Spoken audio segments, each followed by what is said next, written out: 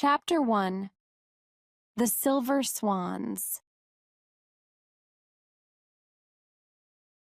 I don't think that I've ever been in love. She stopped for a minute and then she continued. How will I know? My name is Dr. Horatio Fundoby, but I am not the kind of doctor who sees sick people. I am called a doctor because I have spent many, many years studying. I studied history and I now have an important job at the British Museum in London.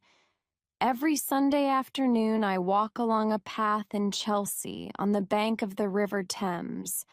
A lot of painters live in Chelsea. People often think that I am a painter, I look like one, and I dress like one. I have a white beard, I carry a black wooden stick, and I wear a large old hat.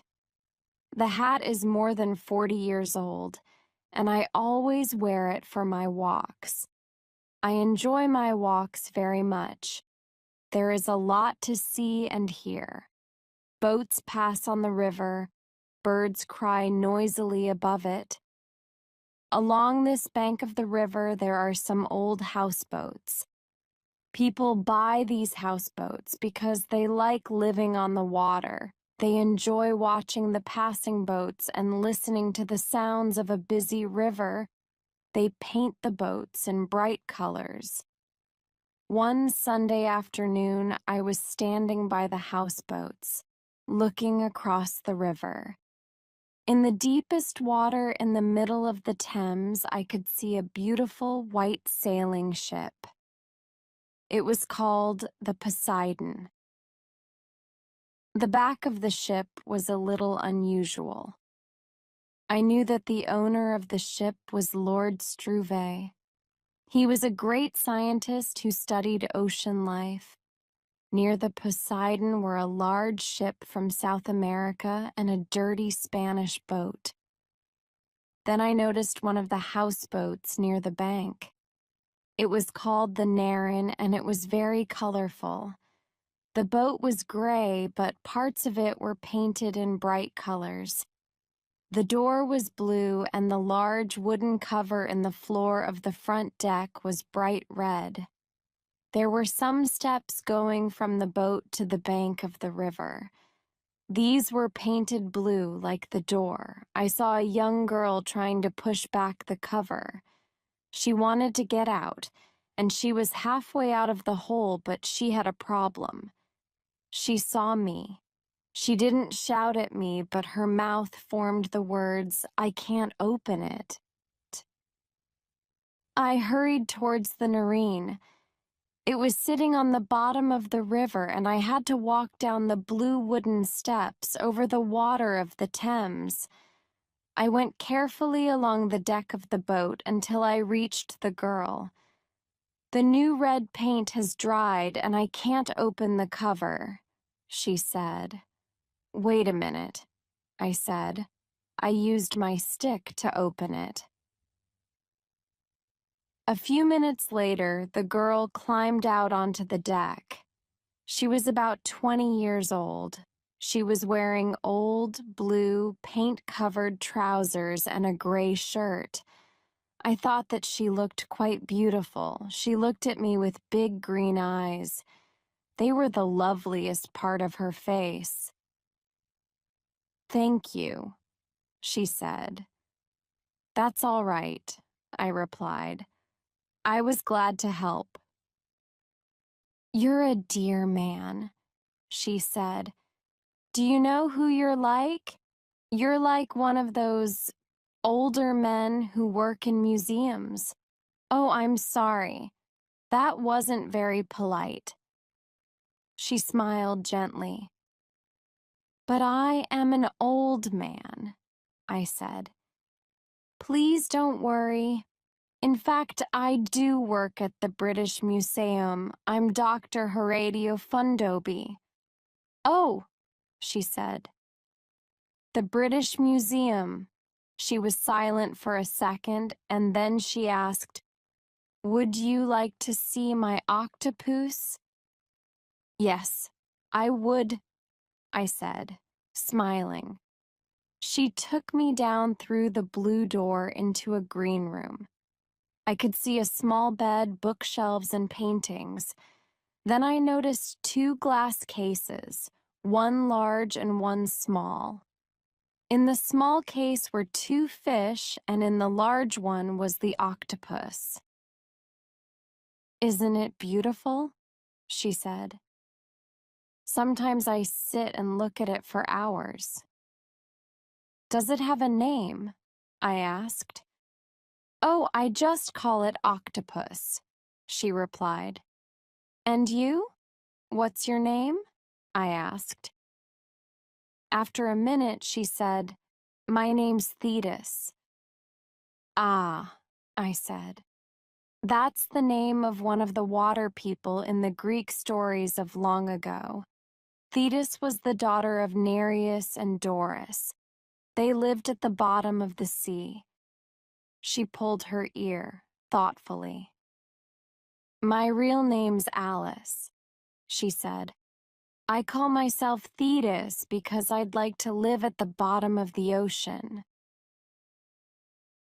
When she said this, I could understand the reason for her green room. It was quite dark in the room. The only lights were the ones that lit the glass cases. The paintings on the wall were in blues and greens and showed fish and other underwater animals. I was sure that she was the painter. She was almost a water child herself, with her small nose, large eyes, and pretty short brown hair. "Would you like me to sing for you?" she asked. "Oh, please do," I replied. "My song's called The Silver Swans," she said. "How shall I know my true love? When will my true heart speak to me? Oh, when the silver swans come sailing, then I will know my true love. Then I will be with my true love, forever with my true love." It was a beautiful song, but I felt that there was a sadness behind the words. The words were wise and understanding, but I knew that the young girl in front of me was never in love. "That was lovely," I said. Thetis opened her eyes. "Thank you," she said. "Who wrote it?" I asked. "I did," she said. "It's mine." "Do you often write songs?" I asked, surprised. "Only when they come into my head," she replied. Suddenly, she moved towards me. "How will I know my true love?" she asked seriously. "How will I know when I'm really in love?" "How old are you, Thetis?" I asked. "I'm 21, she answered. "Have you been in love?" I said. "No," she replied. "I don't think that I've ever been in love." She stopped for a minute and then she continued. "How will I know? Who will tell me when I am? You're so old and wise. Can't you help me?" She looked pale and unhappy. I thought carefully before I answered her questions. At last I replied, "When he's ill and ugly and you can still love him, then you can be sure." "When he is ill and ugly," she said to herself quietly. She sat there thinking. Then suddenly she remembered that I was there. "Oh, I'm sorry. I'm being rude," she said. "Would you like some tea, Dr. Fundoby?" "I'd love some. Thank you," I replied. She disappeared for 2 or 3 minutes. I looked round the room again. At last, she returned, carrying the tea things. She poured out the tea. As she lifted her cup to her mouth, she said again. When he is ill and ugly. Oh, thank you, Dr. Fundoby. She smiled at me. We talked for about half an hour. She told me about her mother and father. They also lived in London, but she wanted to live alone on this houseboat. She loved it because it was on the water. She had an evening job, but she did not tell me what it was. Suddenly, I began to feel quite ill. I wasn't sure why. But before I could decide, Thetis asked, "Would you like to go out on deck?" There was not much room at the back of the boat, but it was enough for the two of us. Then I saw with surprise that there was water all round the boat now. 4 dirty white swans went past us. Their feathers were dirty with oil from the river, and their eyes looked very unfriendly. Thetis looked at them. I said, smiling, "Perhaps they're the silver swans in your song. Perhaps you're going to meet your true love." She only said, "These swans are a dirty gray silver." Then a small wooden boat came up to us. There was a tall, strong man in the boat. He looked about 35 years old. He was wearing a blue sailing shirt and dark blue trousers. He had black hair, a beard, and bright blue eyes. "Hello!" he shouted, and his white teeth shone against his dark beard. "Have you some cotton to mend my trousers? I caught them on a piece of wood." "Yes, of course," Thetis called back. "If you climb up here, I'll mend them for you." The sailor laughed. "I'll do it. I can't tell you where they're caught," he said. "Oh, I understand," Thetis said, smiling. Then she went to find the cotton. When she returned, she put it carefully in a piece of cloth. Then she threw the cloth into the boat. The sailor caught it. "Clever child," he said. "Thanks very much. I'll be quick." He moved the boat away and then tied it up next to another boat. We watched as he mended his trousers with his back towards us. While we stood there, a large boat went past. The Narines started to go up and down in the water. I suddenly felt very sick. Thetis saw my face. "Oh, you poor man," she cried. "I forget that moving boats sometimes make people ill. Come with me. I've got a bottle of medicine. It will soon make you better." She helped me down into the green room and sat me in a chair. I was feeling very ill now. She went to a small cupboard and got a small brown bottle from it. She poured something from it into a spoon and gave it to me. "They discovered this medicine during the Second World War," she said. "Some of the sailors suffered badly in storms or when the sea was rough. You'll feel fine in a few minutes. Just sit there quietly." She went out on deck. I heard her shout to the man in the boat, "Hello again. What's your name?" "Hadley. Richard Hadley," he called back. "What's yours?" I've heard that name before, I thought. But I can't remember where. "Thetis," she replied. There was silence for a minute. Then he said, "Oh, that's the name of the daughter of Nereus and Doris in the old Greek stories. They lived at the bottom of the sea." He was silent again. Then I heard him call, "Where's your father?" "He isn't my father," Thetis said. "He's an old man who's visiting me. He's feeling sick, so I've given him some medicine." I heard the laugh in the sailor's voice as he shouted, "What? Sick? On that old houseboat? It's like dry land on there."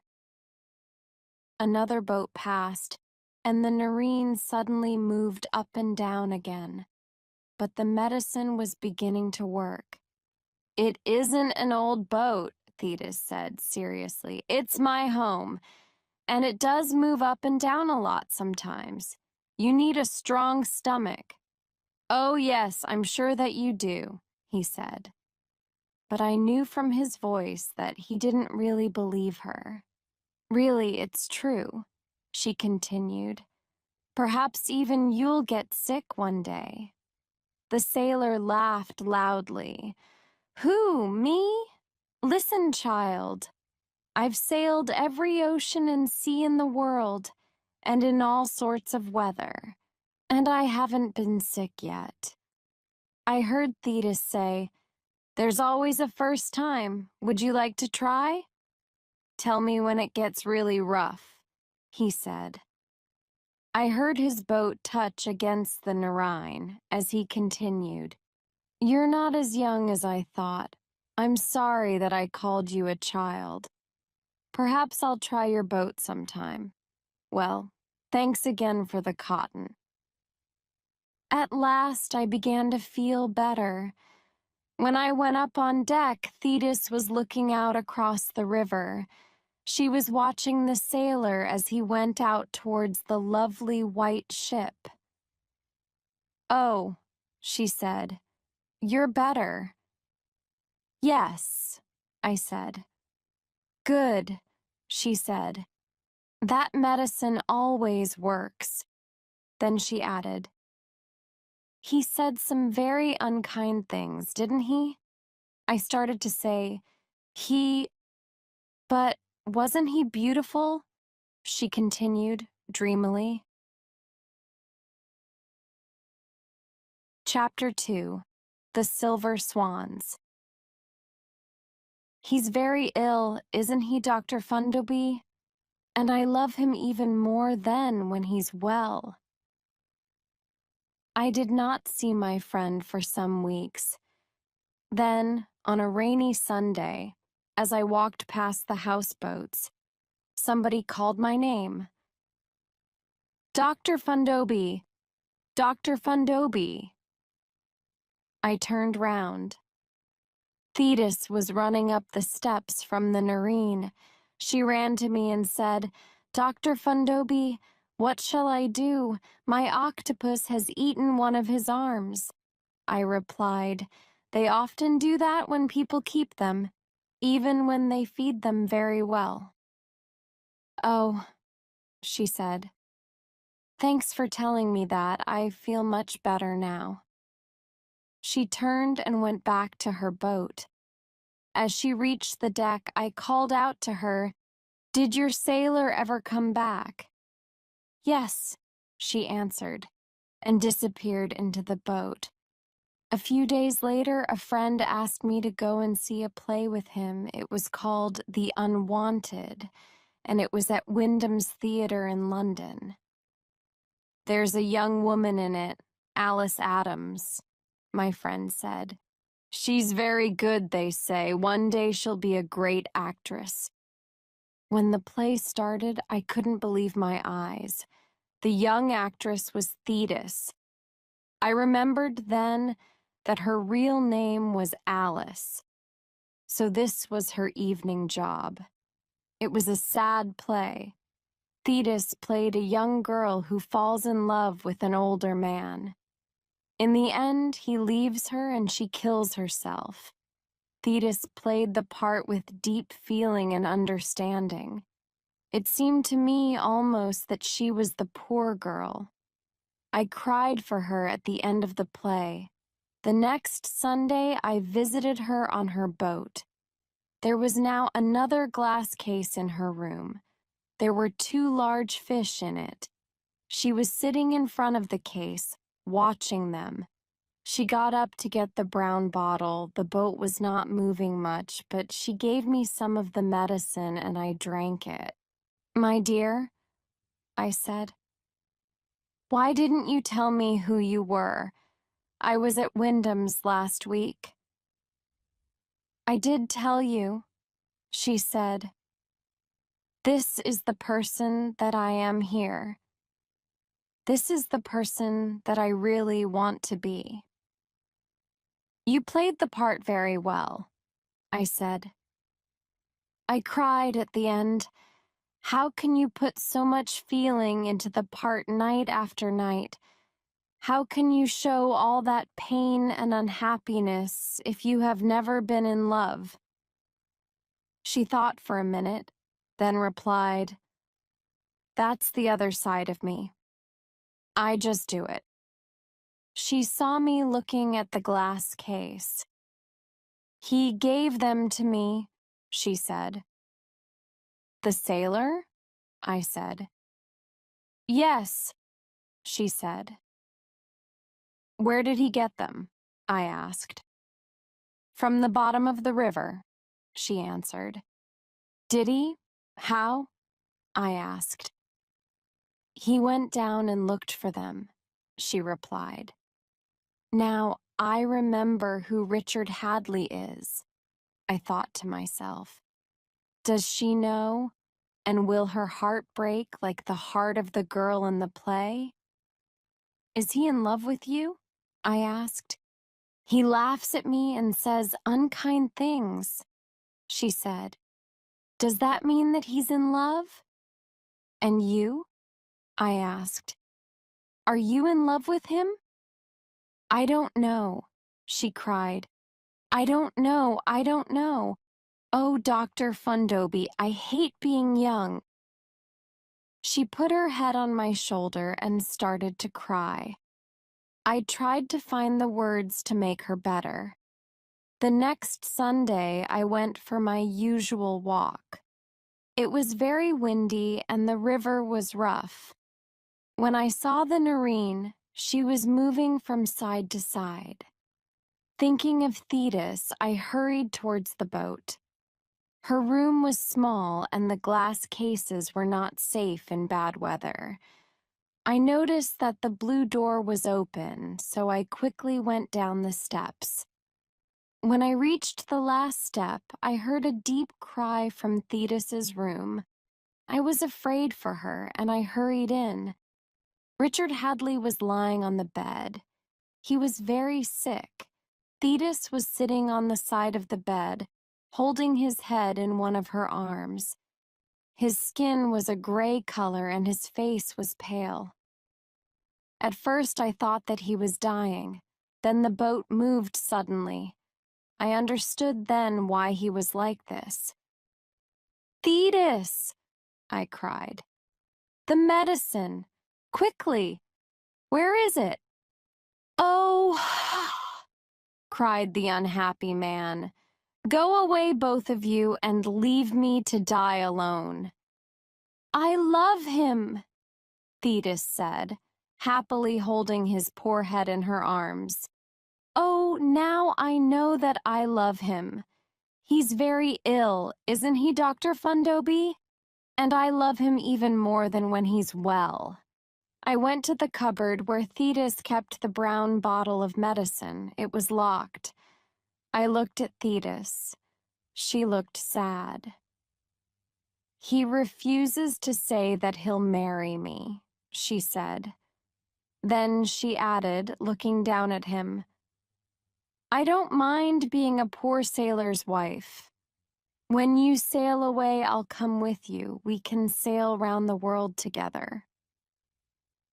I almost laughed at her words.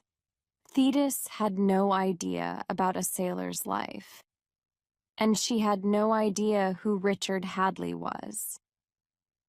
The unhappy, weak man cried out, all right, I'll marry you. I'll do anything if you'll just go away. Please leave me to die."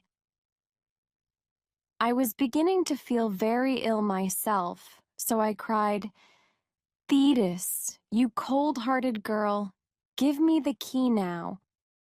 How can you leave him to suffer? How can you do this to the man that you love?" She untied a piece of blue cloth from around her neck. The key was on it. She looked at the floor as she gave it to me. I knew that she was sorry now. As I opened the cupboard, I heard her say quietly, "He sailed on every ocean and sea in all sorts of weather." I took some of the medicine, then I gave some to the great ocean scientist, Richard Hadley, Lord Struve. Thetis looked at me. "Will you come to our wedding, Dr. Fundobi?" she asked. I was still feeling sick, and I was not happy with her. So I replied, "If he marries you after this suffering, he's crazy." Lord Struve probably suddenly felt better because he sat up, he said. "I'm glad that you said that, Dr. Fundobi. Promises don't mean anything when they are made in ill health. But you wanted to come on to the Narine in this weather," she said sadly. The color was returning to his face. "I came for a good reason. I love you and I wanted to tell you that," he said. "So why didn't you tell me?" Thetis asked simply. For a minute, he did not know what to say. Then he said suddenly, "Because I felt ill. Now listen, Thetis. If you're going to marry me, you must know two things. You must know who I am. You must know what I do." "They don't matter," Thetis replied. "I love you." I was feeling better, so I said, "And you're acting?" Lord Struve looked at me in surprise. "Who's acting?" he asked. "This is Alice Adams," I cried. "She's been in the play The Unwanted at Wyndham's for the last 2 years." He looked at her. "This child?" he said. "She is a child, isn't she?" Thetis moved her head in a silent yes, but I said, "She's England's best young actress, and she's 21.